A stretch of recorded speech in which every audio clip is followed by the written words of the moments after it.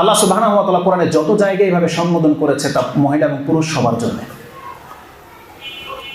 কিন্তু এই কথাগুলোকে তারা মূল্যায়ন করে না, গুরুত্ব দেয় না। তারা ভাবে এই সমস্ত কথা সম্ভবত হয়তো শুধু পুরুষদের জন্য, না, এই সমস্ত কথাগুলো আপনাদের জন্য, মহিলাদের জন্য করা হয়েছে। আল্লাহ সুবহানাহু ওয়া তাআলা বলেছেন।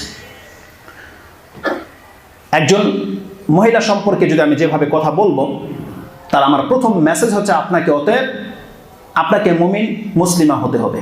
একজন পুরুষ যেমন নাজাতের জন্য তার ঈমান লাগবে, তেমনি নাজাতের জন্য একজন মহিলাকেও ঈমান আমল লাগবে। ঈমান আমল বিহীন যেমন কোনো পুরুষ নাজাত পাবে না, তেমনি কোনো মহিলাকে আল্লাহ সুবহানাহু ওয়া তাআলা ঈমান বিহীন তাকে ছেড়ে দেবেন।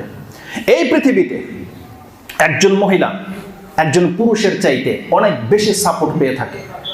একজন পুরুষের থেকে একজন মহিলা রয়েছে নদীর ঘাটে আপনার হাত টেনে তোলার মতন বহু পুরুষ পয়দা হয়ে গেছে। প্রতি পদে পদে আপনাকে সাপোর্ট করার জন্য এমন লাইন ধরে আছে। তবে জেনে নেন, যতগুলো হাত আপনাকে স্পর্শ করেছে তার খেসারত কাল কিয়ামতের মাঠে আপনাকে দিতে হবে।